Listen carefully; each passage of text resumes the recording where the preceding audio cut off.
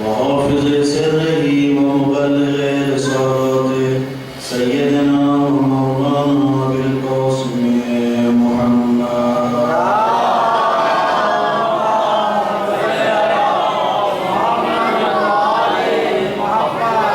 وعلى آل بيته الطيبين الطاهرين المعصومين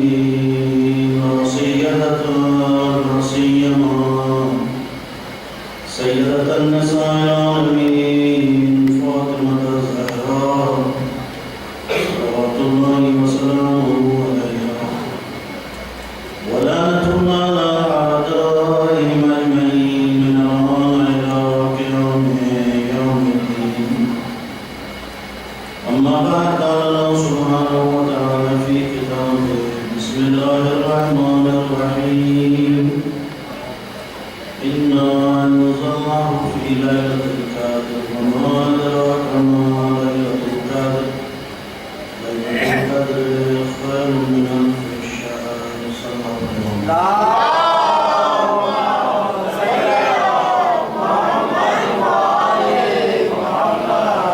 مولا امام زمانہ کے ضرورت عجیب کے لیے دوسرے ثواب و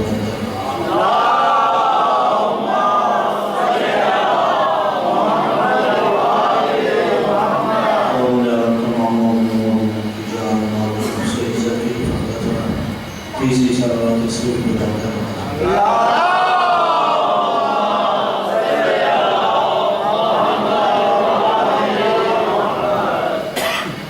عرض کیا تھا کہ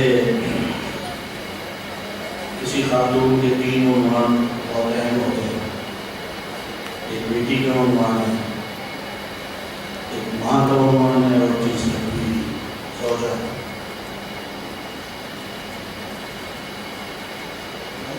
تو چاہتا ہوں بیٹی سے شروع کروں.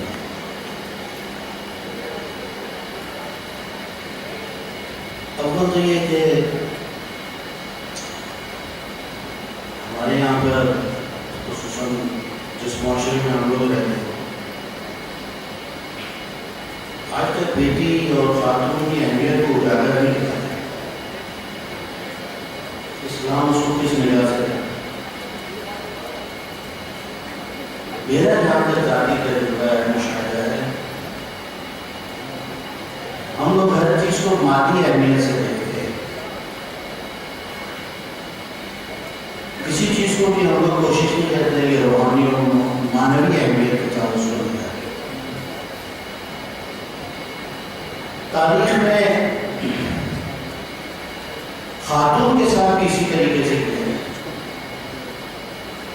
کہ ہمیشہ مادی مفادات, مادی منفعتوں کو نظر میں رکھا گیا. اسلام وہ پہلا دین اور مذہب ہے کہ جس نے تھوڑی دیر یہ بند کر دی, وہ سکون ہو جاتا ہے جب مشین کر رہے.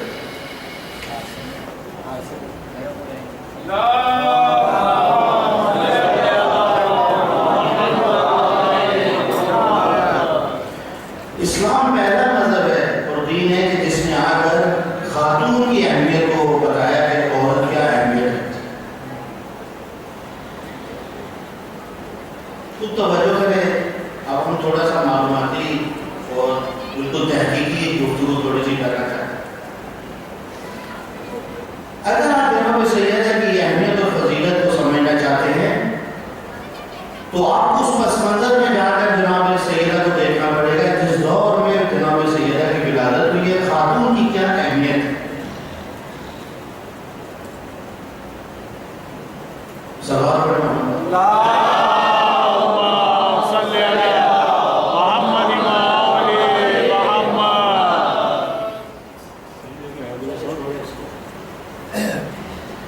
تو یہ وہ زمانہ جاہلیت کا زمانہ ہے. زمانہ جاہلیت کا زمانہ اس زمانے کو کہتے ہیں کہ جہاں پر انسانوں پر جانوروں کو فوقیت, انسانوں پر مال کو فضیلت ہے. جس کے بیٹے زیادہ ہوتے تھے وہ فخر کرتا, جس کے پاس مال زیادہ ہوتا تھا وہ فخر کرتا. انسان کی کوئی قدر نہیں.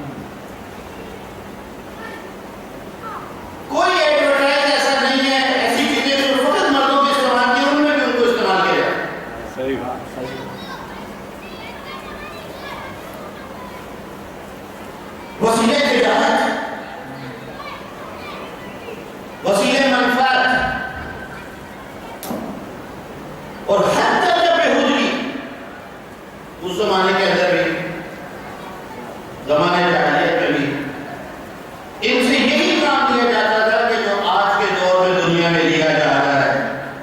بس یہ جو کہتے ہیں کہ چاند کو تسخیر کر لیا، تم چاند پہ تو پہنچ گئے لیکن اخلاقیات میں تم 1400 سال پہلے پیچھے کی طرف چلے.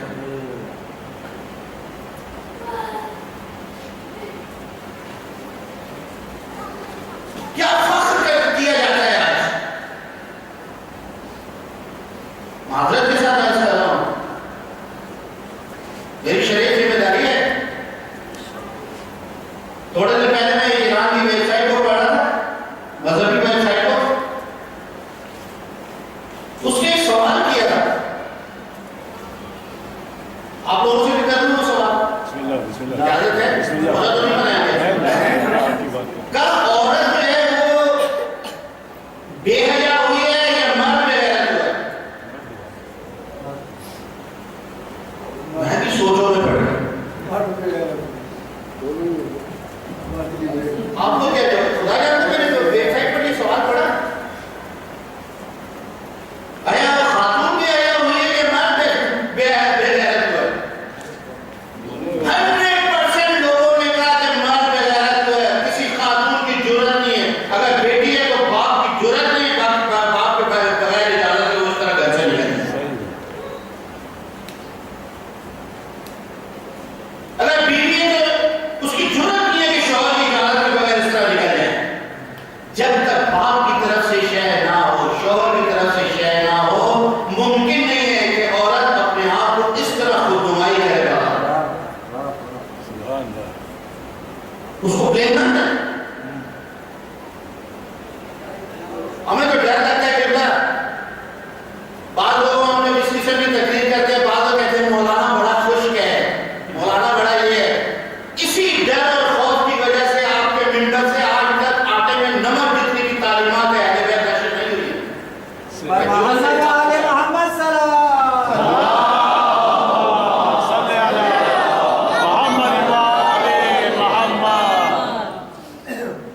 علماء ڈرے ہوئے ہیں، یار نہیں تو یہ سب کو بلائیں گے نہیں، یار پتہ نہیں کوئی ناراض نہ ہو جائے. مثال کے طور پر میں ایک موضوع بیان کرتا ہوں. آپ میں سے جو لوگ بزرگ ہیں، یہ قبلہ تقریباً 80 سال سے اوپر ہے. قبلہ جو ہے تقریباً 65 سال کے قریب ہو، 55 سال کے قریب میں بھی ہوں. اور علماء کے درمیان تقریباً میرا جب سے میں نے ہوش سنبھالی ہے، یا میں طالب علم بننے سے پہلے یا بعد میں، بننے سے پہلے بھی علامہ علی نقوی صاحب کے ہاتھ میں نے دلائے. قبلہ ذیشان احمد جواد صاحب کو ہاتھ میں نے دلائے. وہ مبلغ اعظم محمد اسماعیل دیوبندی تک کے میں نے ہاتھ دلائے.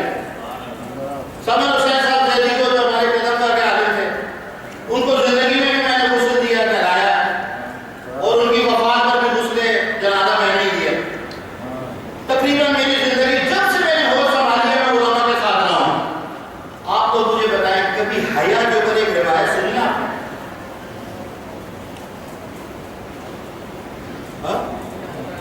ایک روایت کوئی مجھے بتا دے حیا کے اوپر کبھی ممبر سے سنی ہے؟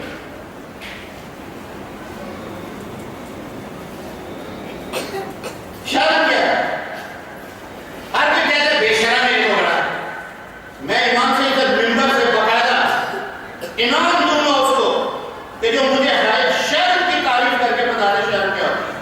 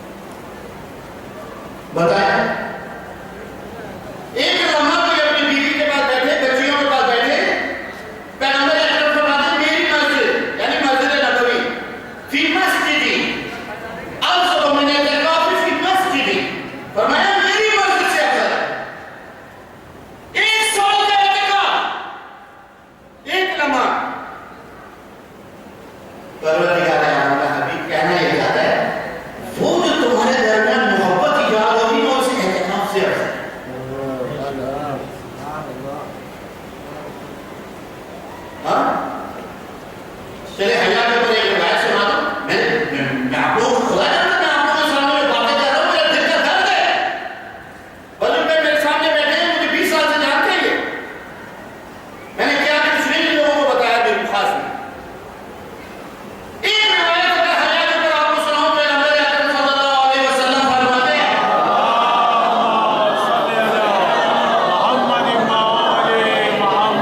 کل بڑا بھاری تھا میرا وجود, کل 1 گھنٹہ بڑی مشکل سے گزارا میں, لیکن آج الحمدللہ بی بی کا کرم ہے.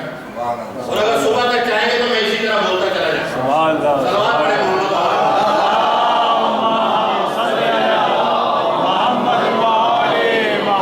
کل یقیناً مجھ سے کوئی برائی ہوئی ہوگی کہ ممبر میں میں بڑا سخت ہو کے بیٹھا ہوا تھا, بار بار گھڑی دیکھ رہا تھا کب آدھا گھنٹہ پونا گھنٹہ پورا.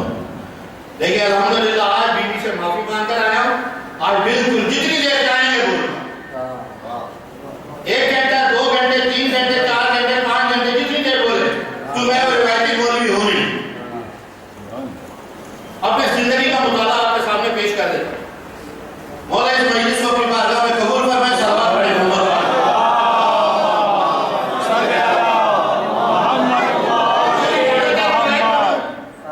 یہ روایت منتع الاعمال میں حضرت امام محمد باقر علیہ الصلوۃ والسلام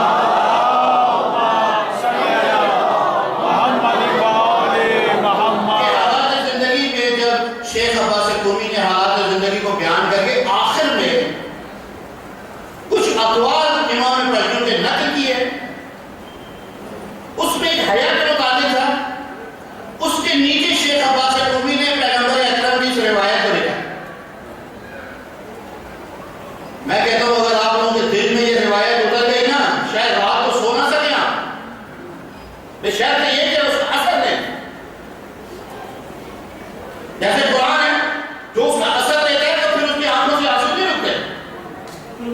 میرے جیسے جدل کا ہے قرآن پڑھ لے, بلکہ قرآن پڑھ کے فیصلہ کریں گے کہ یار مارنا کس کو ہے. توجہ ہے نا میں نے کیا بات کی. آپ لوگ اتنے ساتھ چپ کر کے باقاعدہ کہتے ہیں یار قرآن پڑھو پھر فیصلہ کریں گے مارنا کس کو ہے. جیسے کربلا میں ہوا, قرآن پڑھتے جائیں یار ابھی دیکھو کس سے شروع کریں گے ہم. تو مسلمان بعض اوقات اتنا گر جاتا ہے کہ قرآن پڑھ کے فیصلہ کرتا ہے کہ مسلمان کو مارنا کس ہے.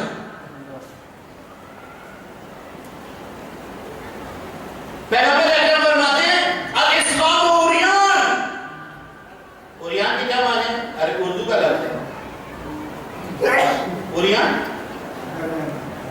اردو کا لفظ ہے بیٹا, عربی کا لفظ نہیں. عربی سے اردو میں آیا ارا یرا عریان رہنا. اسلام الاسلام عریان. اب یہ 2 لفظ عربی کے, دونوں کا ترجمہ تو آپ لوگ کر دیں گے. کیا ترجمہ ہوا اس کا؟ الاسلام عریان کیا ترجمہ ہوا؟ ترجمہ اس کا سیدھا سیدھا اسلام بھرا ہے نا, خوب بھرا ہے نا اسلام. پیغمبر فرماتے ہیں اس کا لباس معلوم ہے تمہیں کیا ہے؟ پہلے تو یہ بتائیں اگر کوئی بنانا ہو تو آپ کتنی جلدی اس کو کپڑا اڑائیں گے؟ دیر لگے گی؟ ہاں کتنا جلدی کریں گے آپ؟ حتیٰ تو معصوم بچہ بھی ہے نا, اگر کسی محفل میں آپ کا بنانا چلا جائے فوراً اس کو گدی سے پکڑ کے کھینچیں گے, اس کو کہ برتن بھی اس طرح بچ جائے. لیکن افسوس کہ یہاں بڑے بڑے جو ہیں وہ بھری بھری محفلوں میں بیٹھے ہوئے ہیں, پوریاں ہو گئے چلے جاتے ہیں, فخر کرتے ہیں.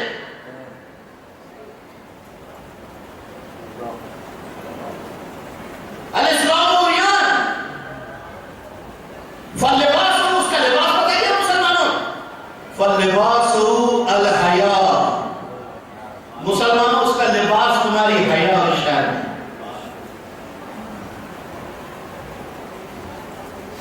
میرا خیال 3 دن میں اگر میں کچھ نہ بتاؤں آپ کو تو یہ روایت کافی ہے. میرا خیال جوانوں تمہاری حیا اسلام کا لباس ہے. میری ماں بہنوں تمہاری حیا اور شرم اسلام کا لباس ہے. کربلا جناب زینب نے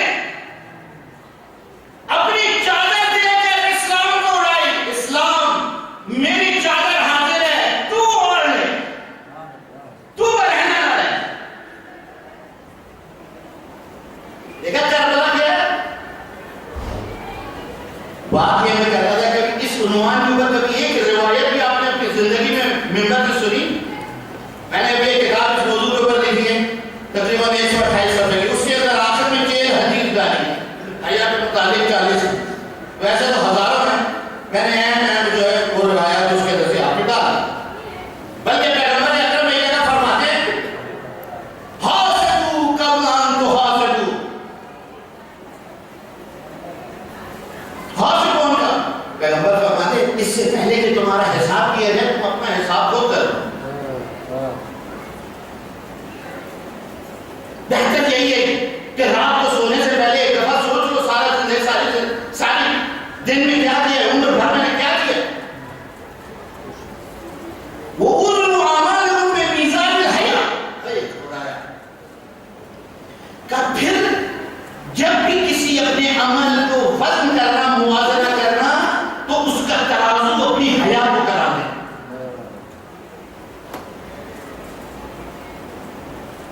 کیونکہ سن رہے ہیں میں کیا کہہ رہا ہوں؟ محمد والے محمد سلام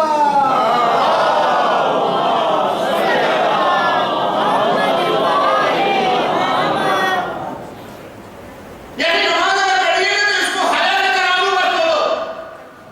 آیا نماز کو فوراً اذان کے بعد میں نے پڑھا یا جب سورج ڈھل رہا تھا؟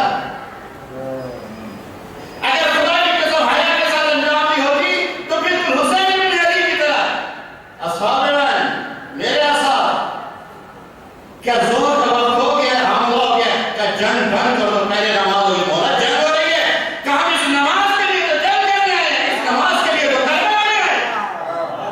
محمد والے محمد سلام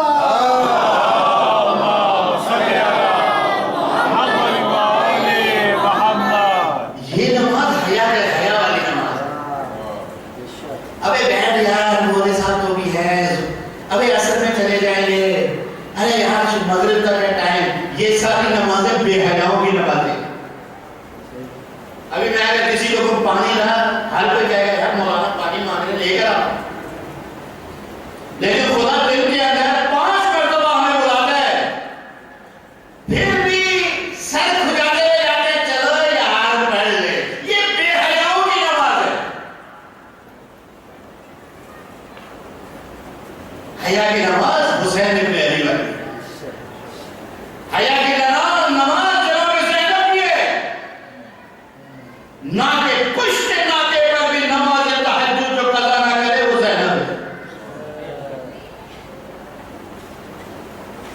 میں کس طرح چلا گیا، کس طرح لے کر جا رہا تھا، چلو اپنی بات آئی گئی تو ایک بات اور سنیں، جب جناب سیدہ کی وفات ہوئی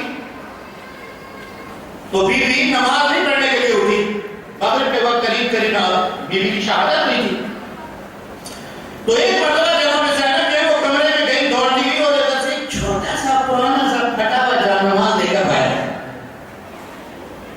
جناب اسماء نے پوچھا خادمہ تھی جناب سیدہ کی، شہزادی یہ کس سے یہ لے کر جا رہی ہے؟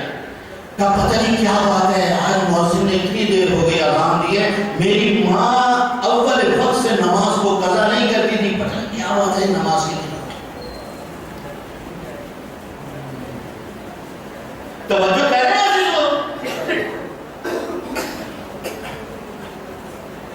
میری ماں نے اول وقت میں نماز کے لیے نہیں اٹھی ہے، میری ماں نے کبھی بھی اول وقت سے نماز کو قضا نہیں کیا، یہ ماں کی تربیت ہے۔ زینب سے ذرا پوچھو تیری عمر کیا ہے؟ 3.5 سال کی ہے بی بی ہے، 3.5 سال کی، 3.5 سال کی بی بی اپنی ماں کی نماز کو اتنی غور سے اتنی دقت سے دیکھ رہی ہے، جو ماں کی اول وقت میں اتنی دقت کرتی ہو وہ خود اول وقت میں نماز کی کتنی دقت کرتی ہو۔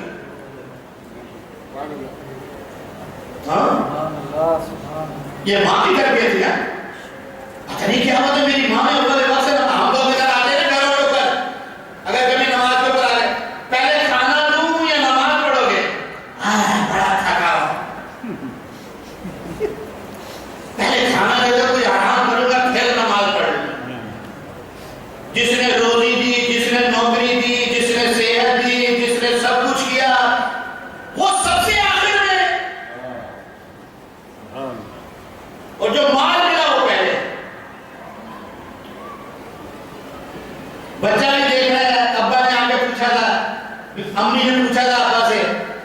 کہ پہلے کھانا کھاؤ گے یا نماز پڑھو گے؟ اب پہلے میں کھانا کھاؤں گا پھر آرام کروں گا. بچہ بھی اب سیکھ رہا ہے بابا نماز بھی اتنی اہمیت کی چیز نہیں جس کو کسی بھی وقت پڑھا جا سکتا ہے. یہ نماز کی بے توجہی. ایک دوست ہے میرا کہتا ہے میری بیوی نماز نہیں پڑھتی. ایک دن کہا میں نے اچھا یار تو سوچتے. دوسرے دن کہا میری بیوی نماز نہیں پڑھتی. میں نے اچھا تو سوچتے. تیسرے دن میں نے کہا پہلی رات تم نے نماز پڑھی تھی؟ کہا نہیں. کہا جب تو ہی پہلے دن نماز پڑھ کر بیوی کو نے دکھایا وہ تیرے کہنے پہ کبھی نماز نہیں پڑھی.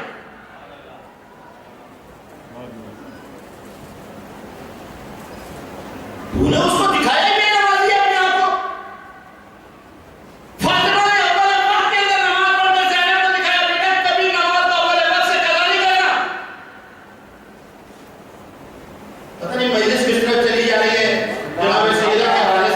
اور محمد باتیں تو محمد صلی اللہ میں نے علیہ عرض کیا ہے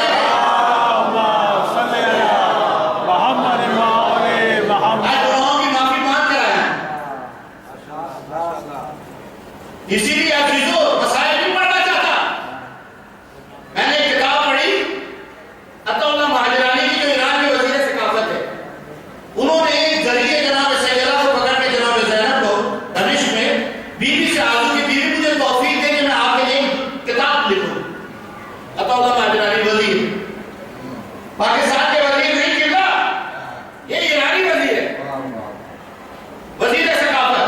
کہتا میں نے یہ کتاب ہے بیوی کی زری کو پکڑ کر دعا مانگی تھی کہ بیوی یہ کتاب آپ کو پر ایک امام حسین پر لکھی اس کا نام لکھا انقلاب عاشورہ اور ایک بی بی زینب پر کتاب لکھی اس کا نام رکھا پیغام آور عاشورہ جو پیغام لے کر عاشورہ کا ہے.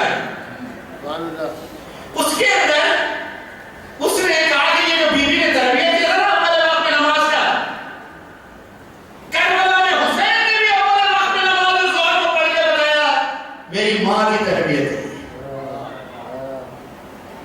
ہاں یہ بچیاں جو نماز نہیں پڑھتی ہیں نا اس کا قصوروار کوئی اور نہیں ہے ان کی ماں ہے. یہ بچے جو نماز نہیں پڑھتے ہیں ان کے قصوروار ان کے اور کوئی نہیں ہے خود ان کے والدین ہیں. ان کا والد ہو نہیں سکتا کہ جس کے محور میں سارے نمازی ہو جس کے اطراف میں سارے نمازی ہو وہ بچہ بے نمازی ہو جائے. عزیزو یہ ہو نہیں سکتا. جس بیوی کے اطراف میں سارے عصمت کے ستارے ہو وہ بیوی باعصمت نہ ہو نہیں سکتا. جناب سیدنا کے اطراف میں پیغمبر اکرم ہے علی مرتضیٰ ہے. بعد میں بچے ہوئے تو وہ بھی معصوم ہیں جو اتنے معصوموں کے درمیان نقطہ مرکزی ہو وہ کتنی باعصمت ہوگی. عرض کیا کر رہا ہے یہ ہو نہیں سکتا. یہ جناب سیدہ کی تربیت کا نتیجہ ہے. کوئی شام میں غریبوں نے ہر ایک نے بتایا بیوی بڑی پریشان تھی. ہاں بھائی پریشان تھی. بچوں کو ڈھونڈ رہی تھی بچوں کو سمیٹ رہی تھی. کتنا یہی سب کچھ سنا نا آپ نے. خدا کی قسم اس سے ہزار گنا بڑھ کر ایک کام کیا زینب نے جو کبھی نشر ہی نہیں ہوا. ارے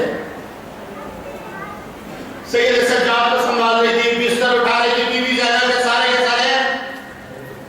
کارنامے ہم لوگ یہی بتاتے ہیں. بچوں کو سنبھالا سکینہ کو سنبھالا بیواؤں کو سنبھالا بچوں کو سنبھالا یہ کیا وہ کیا سب کچھ کیا. یہی کچھ سنتے ہیں نا آپ لوگ یا اس سے بڑھ کر بھی کوئی. یہ کچھ بھی نہیں تھا.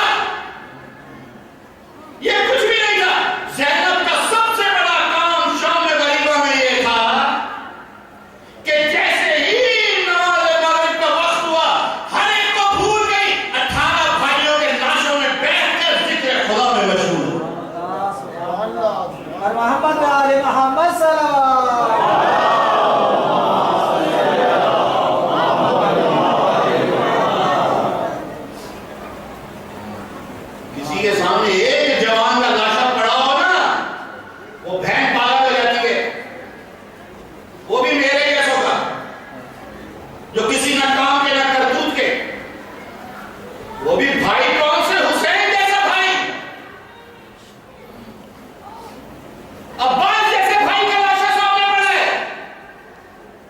بھتیجے ہیں تو علی اکبر اور قاسم جیسے بھتیجوں کا لاشیں سامنے، لیکن اس کے باوجود بڑے سکون و آرام سے لاشوں کے درمیان بی بی کھڑی ہوتی ہے، نماز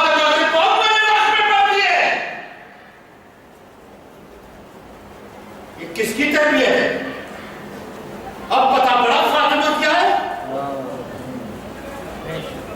ہاں؟ اب معلوم پڑا فاطمہ کی تربیت کیسی ہے؟ مولا فرماتے ہیں میں اپنی پھوپھی کی ہر چیز بھول سکتا ہوں، لیکن پشت ناکے پر نماز تہجد اور شام کے زندان میں عبادت کو میں نہیں بھول سکتا۔ یہ کس کی تربیت ہے؟ یہ فاطمہ کی تربیت ہے۔ اپنا کھانا یتیم اور مسکین کو کھلا دو، یہ کس کی تربیت ہے؟ فاطمہ کی تربیت ہے۔ اگر کربلا میں حسین حور کے گھوڑوں کو پانی پلا رہے تو یہ ماں کی تربیت ہے نا۔ ماں اس طرح تربیت کرتی خود بھوکے گا۔ میں نے یہاں تک تو سنا تھا، لیکن اس سے بڑھ کر میں نے ایک کتاب میں سنا پڑھا، اس میں لکھا تھا کہ جب گھوڑوں کو پانی پلا دیا، سپاہیوں کو پانی پلایا، اس کے بعد مولا امام حسین نے کہا کہ عباس گھوڑوں کو پانی پلاؤ، گھوڑا اتنا پانی تو نہیں ہے، کہا ایسا کرو کپڑوں گیلے کر کے گھوڑوں کے سنوں پہ جا کے رکھو تاکہ ان کو تھوڑا سکون مل جائے۔ امام کی طرح لہذا عزیزو، یہ معنی ہے جو معاشرے کو بناتی ہیں۔ معاشرے باپ نہیں بناتے۔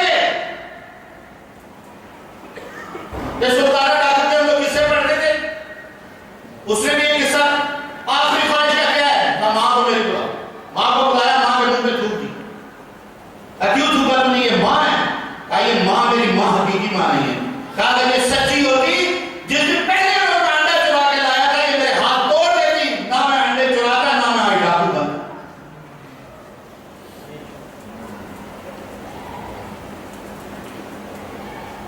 یہ بھائی ہیں۔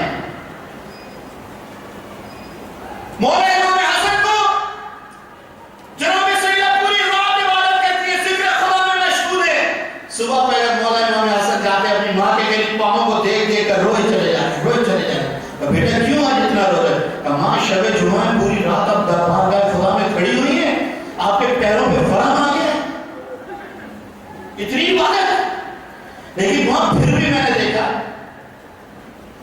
کہ آپ نے اپنے گھر والوں کے لیے دعا نہیں کی، جو بھی دعا کی اپنے پڑوسیوں اور غیروں کے لیے کی۔ جناب سیدہ مسکرائی اور مسکرانے کا بعد کہا انجار صحبت، پہلے پڑوسی بعد میں گھر والے۔ یہ درس کس کا ہے؟ یہ جناب سیدہ کا درس ہے۔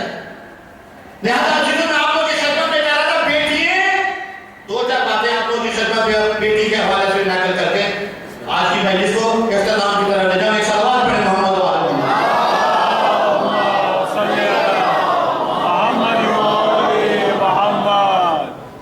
اب میں نے اس کی فارسی تو ڈھونڈی، لیکن عربی ڈھونڈنے کا مجھے وقت نہیں ملا۔ یا چلے میں پہلے جو عربی والی روایت ہے وہ آپ لوگوں کی خدمت میں پہلے میں نقل کر دوں۔ ایک صلوات اور پڑھیں محمد و آل محمد۔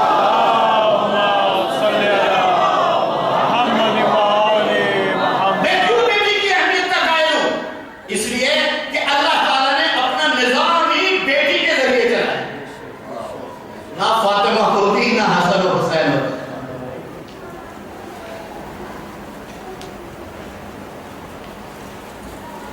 فارسی کی بات عربی پیغمبر اکرم فرماتے ہیں رحم اللہ والبنات، خدا بیٹیوں کے باپ کے اوپر رحمت کرے، اس باپ پر رحمت کرے جس کی بیٹی ہے۔ یا رسول اللہ آپ نے بیٹوں کا تذکرہ نہیں کیا تھا، ابھی صبر کرو میں بتاتا ہوں بیٹے کیا ہوتے ہیں اور بیٹیاں کیا ہوتی ہیں۔ توجہ ہے؟ آج جو بھی بوڑھے ہیں نا ان کو بیٹیاں ہی دیکھنی آتی ہیں، جو اس مجلس میں بیٹھے ہیں بیٹوں کو فرصت ملے گی دیکھ لیں۔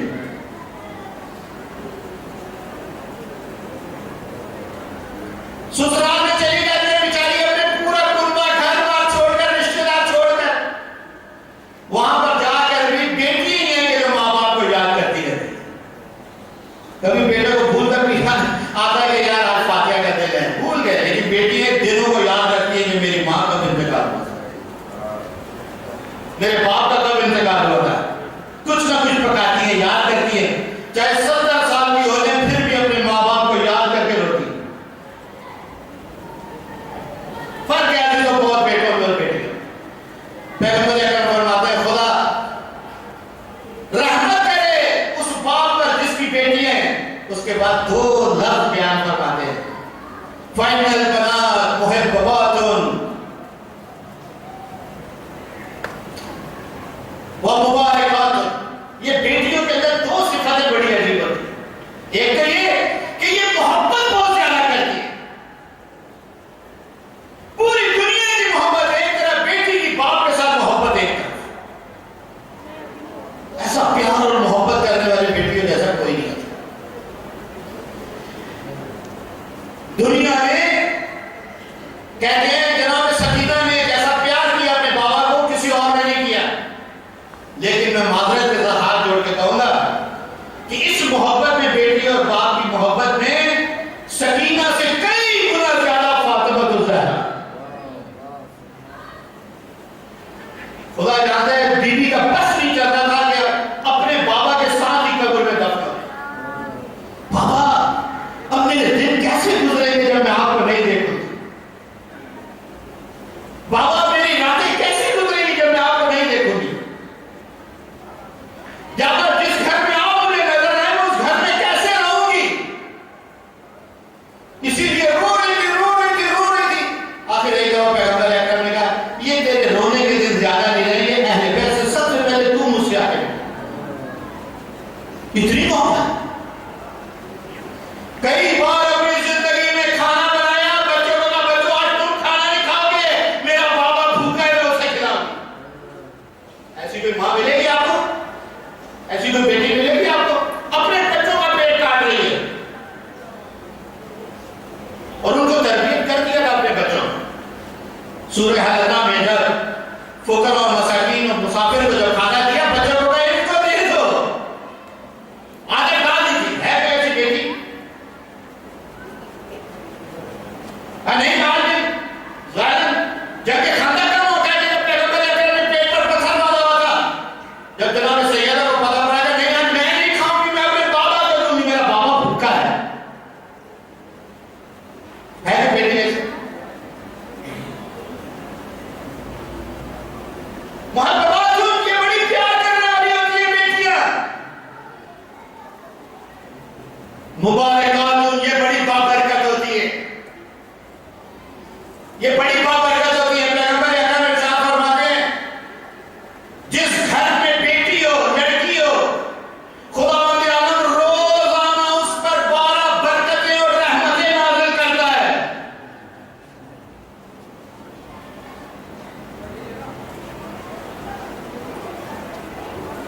बारह बरकतें और रहमतें। फरमाते सबसे अच्छी बीवी वो है कि जो पहला बच्चा बेटी पैदा करे। हमारे यहाँ पर तो जाकर दरबारों पर नज़र चढ़ाए जाते हैं, ताबीर कराए जाते हैं, पहला बेटा हो, पहला बेटा हो। पैगंबर अकरम फरमाते सबसे अच्छी बीवी वो है कि जो पहले बेटी पैदा करे। देखा मैंने आपको कहा था ना हमारे मुआशरे के सारे फिक्रें हैं वो तब्दील हो जाएंगी। ये चंद रिवायात तो मैं आपकी खिदमत में सुनाऊंगा। फरमाते हैं अगर किसी घर में बेटी पैदा हो वो फातिमा नाम रख दे, खुदावंद आलम उस घर की रोजी कभी तंग नहीं करता है।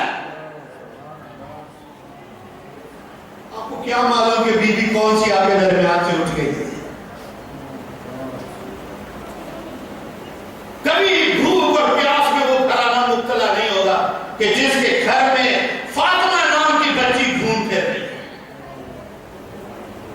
पैगंबर फरमाते हैं अगर तुम फातिमा नाम किसी का रख दो फिर उसको तमाचा ना मारना, उसको सरजरिश ना करना,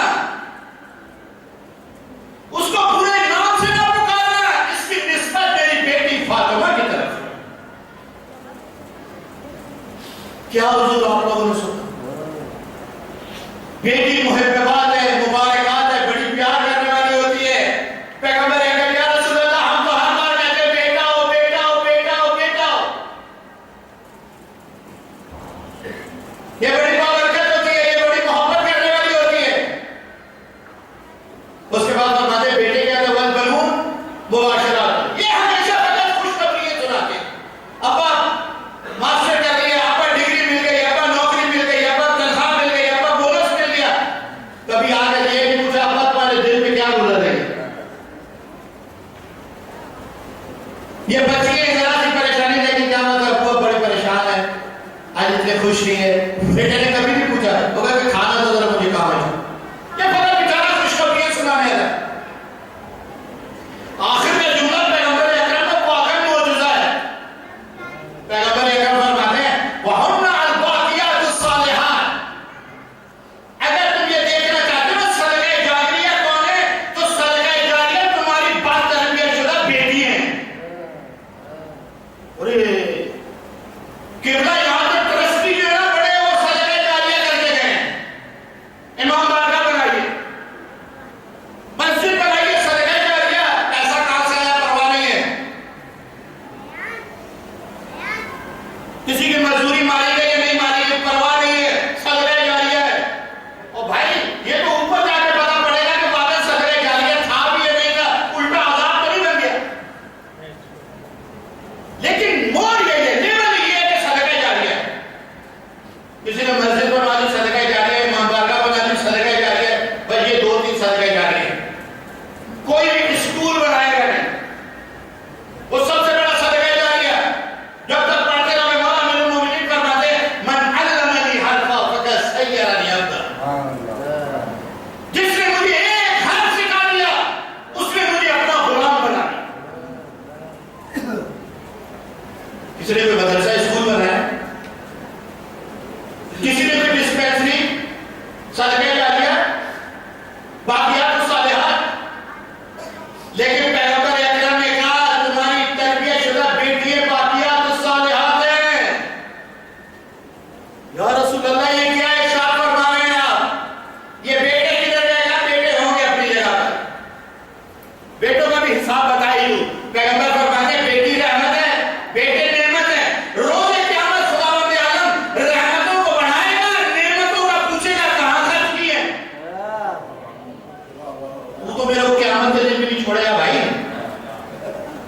تیرے متعلق ادھر بھی خدا حساب لے گا, بتا کے ادھر بیٹے نے تیری کیا کیا. بیٹی اس روز بھی باعث رحمت. پیغمبر فرماتے ہیں بیٹا نعمت ہے, بیٹی رحمت ہے. رحمتیں بڑھتی ہیں, نعمتوں کا سوال کیے. صدقہ جاریہ. ارے مولانا ہم تو آج تک کچھ اور سمجھ کے بیٹھے تھے, میری ہماری سمجھ میں نہیں آ رہا. واللہ صدقہ جاریہ یہ کہ اگر ایک بیٹی آپ نے صحیح تربیت کر دی, آپ کی وہ دینداری اور تربیت نسل در نسل منتقل ہوتی چلی جائے گی. قبلہ اللہ تعالیٰ نے پیغمبر کو ایک بیٹی دی, آج اس کی نسل میں آج بھی ایک شخص موجود ہے جس کا ہر کوئی انتظار کر رہے وہ آ جائے, ہماری اصلاح ہو جائے. پر محمد و آل محمد صلوات.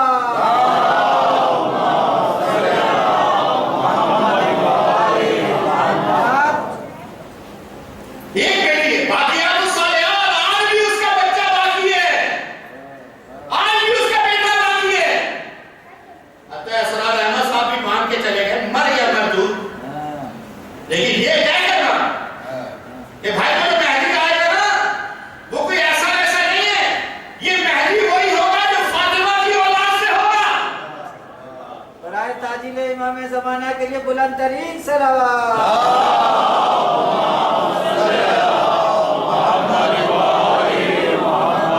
بس اب ایک جملہ سنتے ہیں مجلس اپنے اختتام کی طرف لے کر جاؤں آج کی بیٹی کی اہمیت کو. ہاں باقیات الصالحات, یہ باقیات صالح یہ ہے جو ہمیشہ باقی رہے گا. ایک فاطمہ تھی تاکہ احمد اس کی اولاد کا منتظر ہے. اب آپ کو سورہ کوثر کا ترجمہ سناؤ. بسم اللہ الرحمن الرحیم. انا اعطیناک الکوثر فصل لربک وانحر ان شانئک هو الابتر. اے میرے حبیب ہم نے تجھے کوثر عطا کیا, یعنی نسل کثیر عطا کی. یہ اتنی شان سے بیوی کی ولادت کا اعلان خدا کیوں کر رہا ہے؟ پورا سورہ ہی بیوی پر ایک لفظ بھی, پہلے سورہ حالت ہے نا, اس کا شروعات جو ہے اللہ تعالیٰ نے اپنی قدرت کا اظہار کیا, اپنی ہدایت کا اظہار کیا. لیکن یہ سورہ کوثر جو ہے پہلے حرف سے لے کر آخری حرف تک جناب سیدہ سے مربوط ہے. سورہ قلب جو ہے اس کی بھی شروع کی آیت بھی زیادہ سے مربوط ہے. وہ بھی مولانا امام ششو کی تفسیر کے مطابق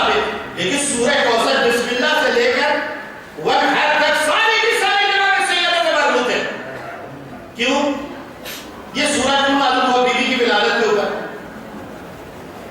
کوئی بتائے گا مجھے اس کا شان نزول کیا ہے؟ ہاں، شان نزول اگر آپ کی سمجھ میں نہیں آیا تو آپ کو بیوی کی ولادت اور اس کا مقصد سمجھ میں نہیں آئے گا کہ اس کردار اور اس فضیلت میں بیوی کی ولادت کیوں ہوئی۔ شان نزول اس کا یہ ہے کہ جب محمد کافی مضبوط ہو گئے، ہاں کافی مضبوط ہو گئے اور ان کی تبلیغ پھیلنے لگی، تو دو جہت سے کفار اور مشرکین نے پیغمبر کو طعنے دینا شروع کیے۔ ایک تو یہ کہ اس وقت کے زمانے جاہلیت میں جس کے بیٹے ہوتے تھے وہ بڑھنے میں جاتا تھا، میرے بیٹے، بڑا فخر کرتا تھا۔ وہ زمانے جاہلیت کی سوچ آج بھی ہے، میرے 7 بیٹے ہیں، سارے اس کے لیے جہنم کا سبب بن رہے ہیں، لیکن پھر بھی کہے گا میرے 7 بیٹے۔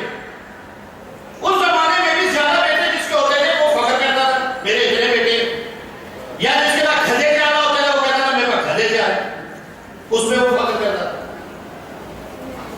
بیٹی کو ہر کوئی کہتا تھا منو سے منو سے منو سے، یا تو پیغمبر اکرم کو طعنہ دیتے تھے ان کے یہاں کوئی بیٹا ہی نہیں، یا تو یہ سبب بھی، لیکن یہ سبب بھی اتنے اہم نہیں تھا، یہ سبب بھی اتنا اہم نہیں تھا۔ دوسری وجہ سے وہ زیادہ پیغمبر اکرم کو طعنہ دیتے تھے۔ خوب توجہ سے سن، جب وہ تنگ آ گئے پیغمبر اکرم سے کہ ان کی تبلیغات کو نہیں روک سکے تو وہ یہ کہتے تھے محمد کے تو کوئی اولاد نہیں ہے، اس کی تبلیغ کا آگے سلسلہ نہیں چلے گا، محمد نعوذ باللہ ختم ہوں گے، ان کی تبلیغ کا سلسلہ بھی ختم ہو جائے۔ توجہ کیا سی تو میں کیا باتیں کہہ رہا ہوں؟ پاک پروردگار عالم نے اپنے حبیب کے گھر میں ایسا نور اتارا جس کی چمک اور دمک مشرق تک گئی، مغرب تک گئی، جنوب و شمال تک گئی۔ اب کون آیا ہے؟ ایسا نور تو کبھی مکے میں نہیں پھوٹا تھا، یہ محمد کے گھر سے کون سا کہا یہ نور فاطمہ ہے کہ جس کے بدن سے 9 نور اور پھوٹیں گے۔ توجہ ہے یا نہیں؟ جناب سیدہ پیدا ہوئی، اب خداوند عالم نے سورہ اتارا ان کے طعنے کے جواب میں، کفار اور مشرکین کے۔